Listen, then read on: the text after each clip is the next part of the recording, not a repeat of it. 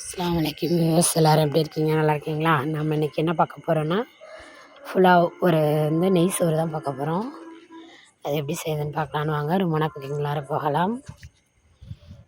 4 பட்டை, 4 கிராம்பு, 3 ஏலக்காய், 1 கிலோ அரிசி தானே போட்டிருக்கேன். அதுக்கு தகுந்த பொருள் தான் எடுத்துருக்கேன் பாருங்கள். 1/4 கிலோ வெங்காயம் வெட்டி வச்சுருக்கேன். கொத்தமல்லி, புதினா, பச்சை மிளகாய் இவ்வளோ தேவையில்லை. இருந்தாலும் நிறைய கொஞ்சம் காரம் நல்லாயிருக்கும் இத்தனை போட்டால். நீங்கள் கம்மியாக போட்டுங்க, 2, 3 கூட போட்டுங்க. நான் ஒரு 5, 6 பச்சை மிளகாய் எடுத்துருக்கேன். இப்போ அடுப்பில் வானலை வச்சுட்டு சட்டியை வச்சுட்டு இப்போ நம்ம கடலெண்ணெய் கொஞ்சம் ஊற்றிருக்கேன். கொஞ்சம் வீட்டு நெய் தான் சேர்த்துருக்கேன். அதான் இப்படி ஒரு மாதிரி தெரியுது பாருங்கள். நல்லா செம்ம டேஸ்ட்டாக இருக்கும் ஃப்ரெண்ட்ஸ். நல்லா வீட்டு நெய் சேர்த்து செஞ்சு பாருங்கள், சூப்பராக இருக்கும். இப்போ அதெல்லாம் போட்டு மசாலா எல்லாம் பட்டை, கிராம்பு, ஏலக்காய், அந்த பிரியாணி இலை எல்லாத்தையும் போட்டு நல்லா ஒரு வதக்கிட்டு வெங்காயத்தை, பச்சை மிளகாயை எல்லாத்தையும் போட்டு நல்லா வதக்கிக்கோங்க.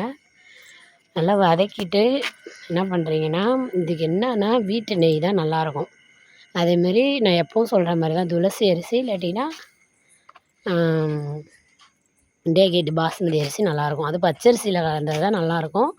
ஃப்ளாவுனாலும் பிரியாணினாலும் நெய் சோறு எதுவாக இருந்தாலும் ஃப்ளாவை தான் நெய் சோறு சொல்லுவாங்க. எதுவாக இருந்தாலும் பச்சரிசி தான் நல்லாயிருக்கும். பாருங்கள், 1 கிலோ பச்சரிசி எடுத்துருக்கேன்.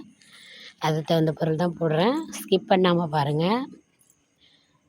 இப்போ கழுவி வச்சாச்சு, ஊற வச்சுருவேன். நான் அடுப்பில் ஆணல் வைக்கும்போதே ஊற வச்சுருவேன். சட்டி வைக்கும்போதே கிண்டுறதுக்கு முன்னாடியே.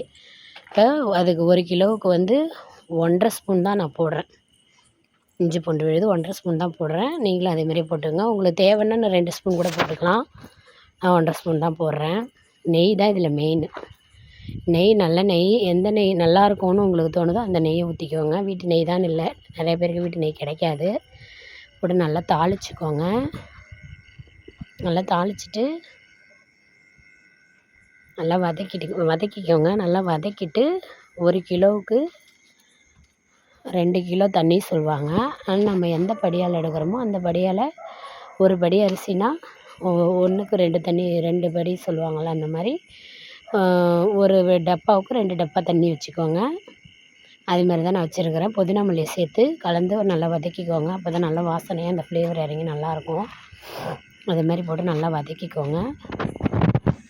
நெய் சோறு செஞ்சு பாருங்கள், செம்ம டேஸ்ட்டாக இருக்கும் ஃப்ரெண்ட்ஸ். ஏன்னா நெய் சோறுனாவே பகை வீட்டில் தான் அதிகமாக செய்வாங்க. நாங்கள் அதிகமாக செய்வோம். அது நான் இன்ன வரையும் இது போடலை வீடியோவில். அதனால தான் இன்றைக்கி சரி இது போடலாம், நெய் சோறு போடலான்ட்டு செஞ்சுட்டு வீடியோவில் போடுறேன் பாருங்கள். அது தண்ணி கரெக்டாக வச்சுக்கோங்க. கரெக்டாக வச்சுட்டு கொதி வந்த உடனேவே அரிசியை போட்டுட்டு கிண்டவே கூடாது. அதுதான் நெய் சோறுக்கும் சரி தான், பிரியாணிக்கும் சரி தான். நீங்கள் கிண்டவே கூடாது. இப்படி ஒரு பெரட்டு, அப்படி ஒரு பெரட்டு பெரட்டிட்டு உடனே தம் போட்டு மூடி வச்சிடணும். இந்த இப்போ கொதிச்சிருச்சு பாருங்கள். கொதி வந்தோடனே அரிசியை போட்டுட்டு உப்பு கரெக்டாக போட்டுக்கோங்க. 1/2 லெமன் ஊற்றிக்கோங்க. நான் 1/2 லெமன் தான் ஊற்றுறேன். 1 கிலோ அரிசின்றதால 1/2 லெமன் தான் ஊற்றுறேன். 100 மில்லி தயிர் ஊற்றிக்கோங்க. நான் 100 மில்லி தயிர் ஊற்றிட்டேன், அது வீடியோவில் வரல, சொல்கிறேன் பாருங்கள். அது மாதிரி ஒரு 100 கிராம் ஊற்றிக்கோங்க. நெய் நல்லாயிருக்கும்.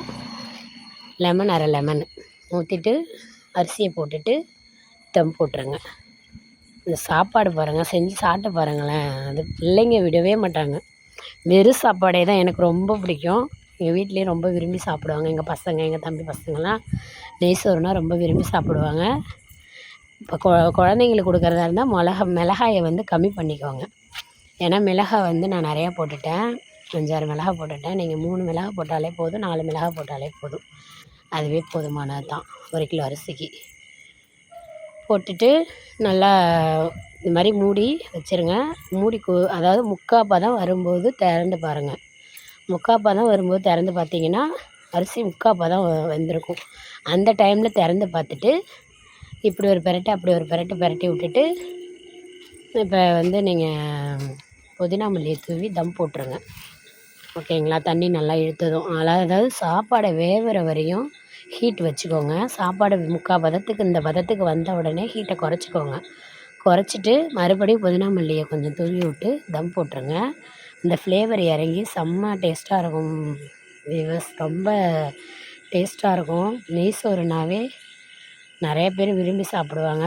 இந்த சாப்பாட்டுக்கு ஆட்டுக்கறி சால்னா, கோழி சால்னா, எதுவாக இருந்தாலும் அதாவது தால்ச்சா ஒரு நாளைக்கு நான் அடுத்த வீடியோவில் போடுறேன். தால்ச்சா தான் இதுக்கு செம்ம டேஸ்ட்டாக இருக்கும். கறி சால்னாவும் ரொம்ப டேஸ்ட்டாக இருக்கும். அது மாதிரி செஞ்சு இது மாதிரி சர்வ் பண்ணி பாருங்கள். உங்களுக்கு பிடிச்சிருந்தா லைக் பண்ணுங்கள், ஷேர் பண்ணுங்கள், சப்ஸ்கிரைப் பண்ணுங்கள். சப்ஸ்கிரைப் பண்ண அனைவருக்கும் நன்றி. இங்கே பாருங்கள், நல்லா தம் போட்டு இறக்கியாச்சு. இறக்கிட்டு ஒரு பெரட்டிட்டு இப்போ சர்வ் பண்ணிடலாம். இதுக்கு நான் கறி குழம்பு தான் வச்சுருக்கிறேன். அது வீடியோவில் போடலை. ஏன்னா ஏற்கனவே போட்டது தானே போடுறீங்க அப்படின்னு சொல்லுவீங்கன்றதான் கறி சால்னாவை காமிக்கலை. நெய் சாதம் மட்டும்தான் இப்போ நான் செய்கிறேன். அது மட்டும்தான் இப்போ வீடியோவில் வந்துட்டுருக்கு. ஸ்கிப் பண்ணாமல் பாருங்கள். பார்த்த அனைவருக்கும் நன்றி. அனைவருக்கும் அஸ்ஸலாமு அலைக்கும் வரஹ்மத்துல்லாஹி தஆலா வபரகாத்துஹு.